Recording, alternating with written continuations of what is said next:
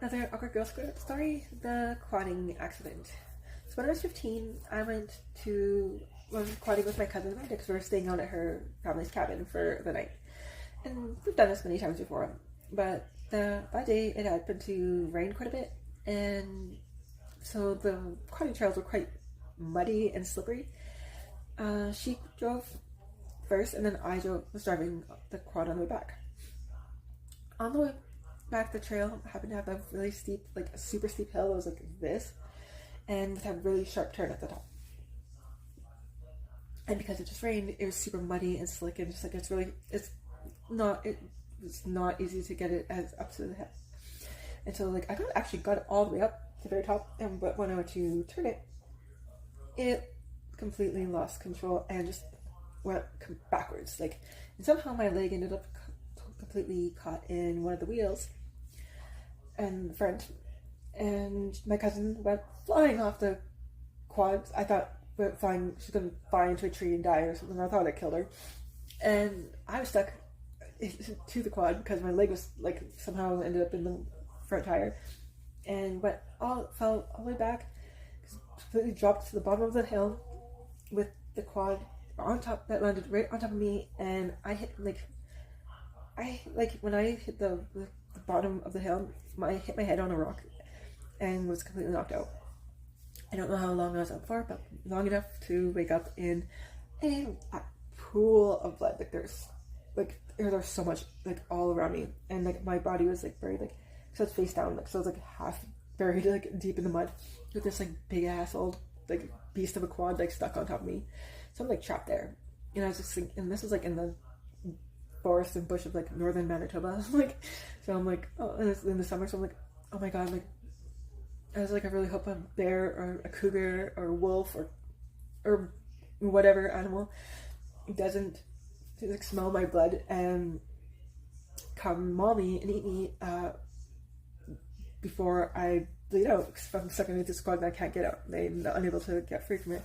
And still, like, I've had gained consciousness for a good like 2 minutes and hadn't heard a sound out of Amanda yet.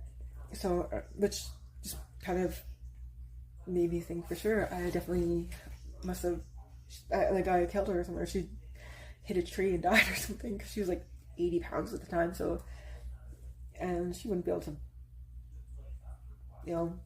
win against a big ass like forest tree. But then I started hearing some rustling like coming from somewhere behind me that I can't see, and I was like, oh god, I'm like, there's already an animal now. I was like just like freaking out, like getting all scared because I'm thinking about to be like eaten to death by like some wild animal. But then I hear Amanda, tastes like shit. She's like, my teeth are stuck in the mud, and I got this mental image of her just like front teeth down, just like in the mud, and I just burst out laughing at like seeing at that. And she just comes by, like she's terrified or like right disgusted or grossed out by blood. Like she usually faints or throws up at the sight of it. So I was like, great, she's gonna come over here and faint, and then we're both gonna like and pass out repeatedly, and then like some animal's gonna come and like eat me and like or smell my blood and eat us. And but she's completely unharmed. She's just only got her teeth stuck in the mud. I was just a mess. Like when she came over, she's like, what are you laughing at? She's like, I don't think you have a face anymore. I was like, what? She's like, your face, it's gone. And I'm just like, what? I'm like, oh, so I'm like looking in this pool of my blood, like from my face. I was like, and I was like, I don't see any skin in here. Because she just grabs a leaf and she's very like gently like wipes it down my cheek, and she's like, oh, can you still have cheeks left? I was like, okay. She somehow managed to like lift this quad off of me and flip it over and get me free. I don't know how, with her little 80 pounds that she was, or 80 or 90 pounds that she was at the time. This quad was like massive, like it could fit like multiple people on it, like it was a big old beast. And so she's like, I should probably drive the rest of the way. I'm like, yeah, because I'm all concussed and just like dizzy, like kind of. I wasn't sure if I was dizzy from how much blood I lost, or if it was from like most likely the concussion, but like, or maybe probably a combo of those. And we get to about just down the road from like where her cabin is, and she's like, you need to go wash off the blood in the creek. She's like, so my grandma doesn't know that we flipped the quad. So I'm like just looking like just gory as fuck, and like so I'm just like in the creek, just like trying to look at her. She's like, there's like not. She's like, oh, there's still more blood, so I got enough blood off of me. So, but there's my clothes are covered in it, and like that's not coming off. It's just being rinsing off in the creek. So she's like, well, let's just go. She's like, we'll go into our guest cabin, and you change your clothes right away, and we'll go in. So I just hide that how bloody you are from my grandma. And I was like, okay, this one little like tiny little cut there, that's where all the blood came from. It was deep. It was pretty deep, but like still, it's just a tiny little, just very tiny. There's nothing else. I wasn't cut anywhere else in the face. It's just that one spot. And yeah, it didn't stop bleeding for a good like 2 days. So like, even though like I washed or rinsed all the blood off my face and as much out of my hair in the creek, it still was continuously like this like stream of blood was running down my face like for the like all night. We're sitting there watching a movie with her grandma in the cabin, in like the main cabin, and she somehow didn't notice. We ate our dinner. She still didn't notice that there's blood running down my face. We even ate breakfast the next morning. Somehow didn't notice there's blood running down my face.